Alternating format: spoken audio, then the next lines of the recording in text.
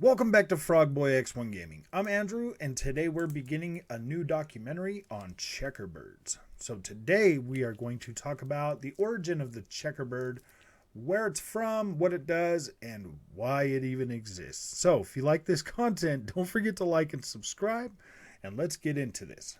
So the origin of the checkerbird started in the PlayStation 4. The first game was actually Killzone Shadowfall. That one actually looked pretty good. 1080p was pretty decent to get the checkerbirds up and running. It is a new technology created by PlayStation to bring the Sony magic to everybody. Now, if you fast forward a little ways over to the PlayStation 4 Pro, PlayStation 4 Pro is when checkerbirds really got their time to shine, because we had just started adopting 4K TVs, and they needed enough power in the PlayStation 4 Pro to deliver that type of an image. So enter Checkerbirds 2.0. Now, Checkerbirds 2.0 were still a ways off from being that great, because they would make your PlayStation 4 Pro sound like a jet plane. A literal freaking jet plane. But I'm happy to say that the checkerbirds that are inside the PlayStation 5, it's more of a buzz. So it's not that bad. People call it coil wine, but it's the checkerbirds, and we're going to get into that. So let's go ahead and break down what an actual checkerbird is. So the checkerbird lives inside of the PlayStation 5. It lives in the 36 apartments called CUs that are made up of the GPU and the CPU. It's technically an APU, but there's 36 apartments, and they house the checkerbird. Now, the checkerbird is actually a hybrid of a hummingbird and a honeybee.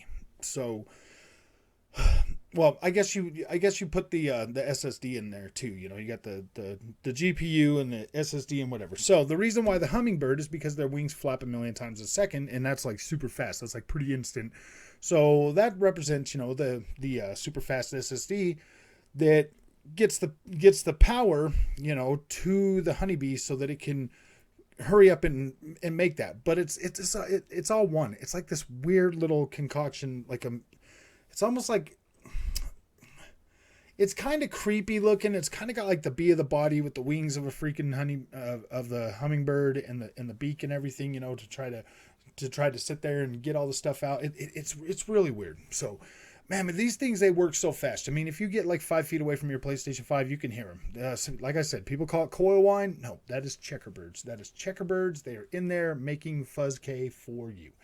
A perfect example of Fuzz K would be Horizon Forbidden West. Horizon Forbidden West is a Sony first-party game. Came out last month. Well, was it last month or the month before? It came out February, March, April.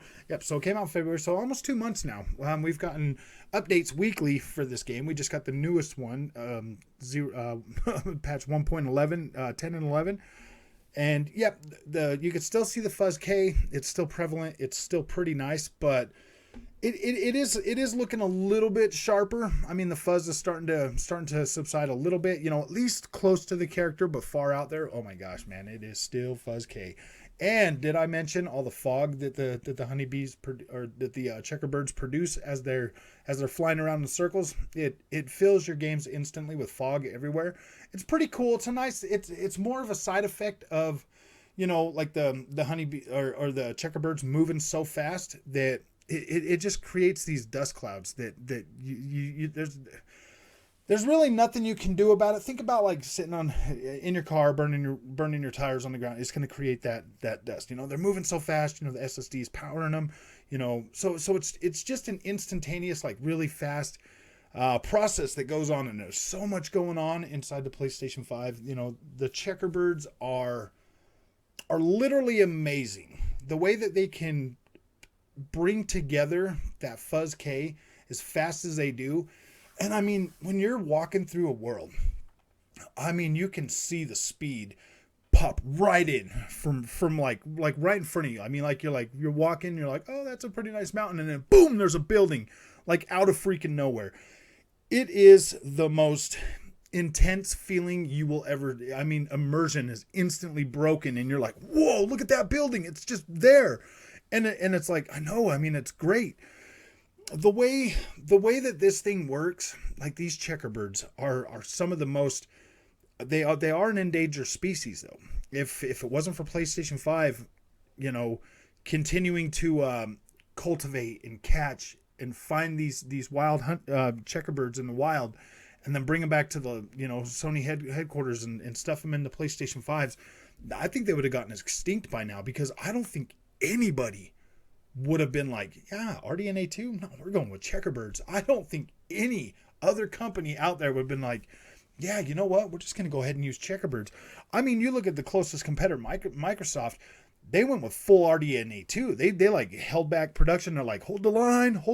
And like, all right, RDNA 2's done. Boom, build Xboxes. And then they started building them. Well, PlayStation was like, oh, no, man, we're going with checkerbirds. We're going to get a jump start on this.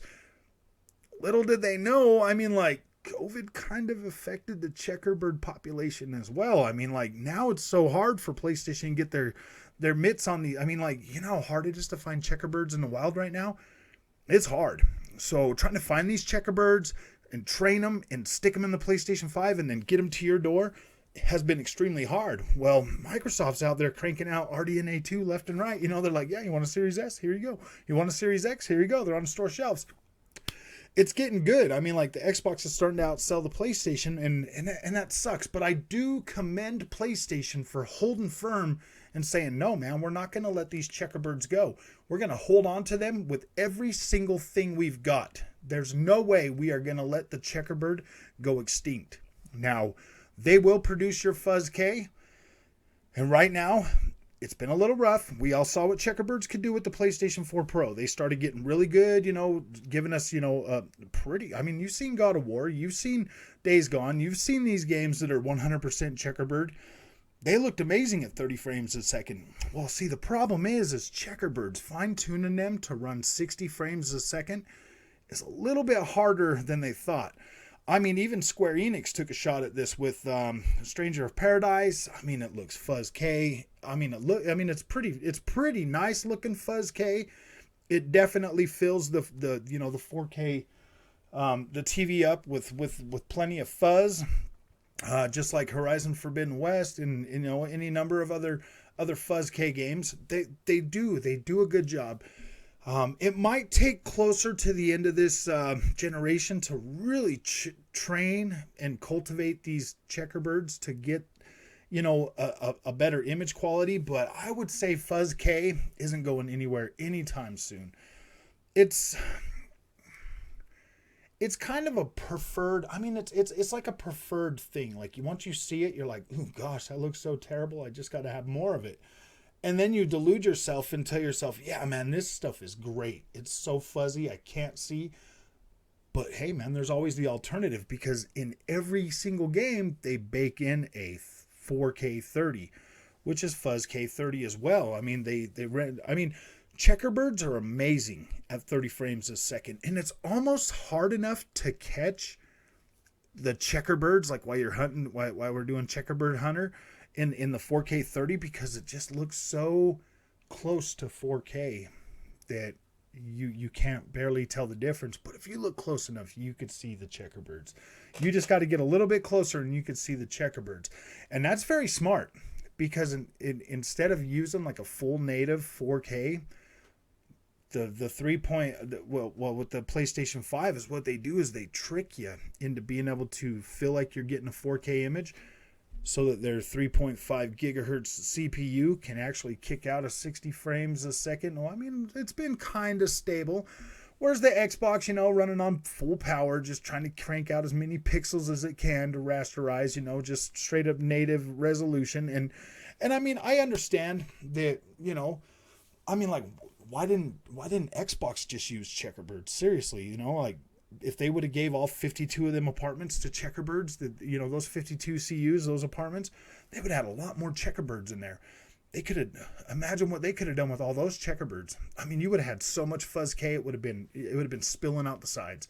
You probably would have had fuzz K shooting up out of the top of the Xbox, but they decided to go with full RDNA 2. So I mean, you might get native 1800p on some of your games at 60 frames a second. I mean, like, ooh, 1800p, at least it doesn't look fuzzy. So if you like this content, don't forget to like and subscribe. This is a Prodigy. It's kind of a joke. I wanted to tell everybody what a checkerbird was, and I was thinking about doing this documentary, but I just, gosh, man, trying to find the time for this to do it is wow. I've been trying to like record some footage and like maybe get somebody to work on it with me and stuff. I'm still thinking about it. So hit that like button, hit that subscribe button, put something down in the comments if you really want me to try to go out and make like a production type documentary about it, with a straight face, because it is pretty funny, man. It all started as a joke. There's definitely going to be a link to the description or a link.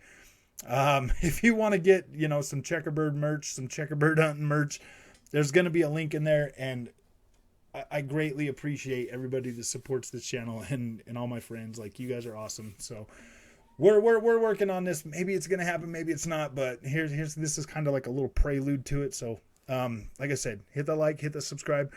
Let's get as many views on this as possible, and I will consider really doing that. So, all right, man, we'll see you in the next one.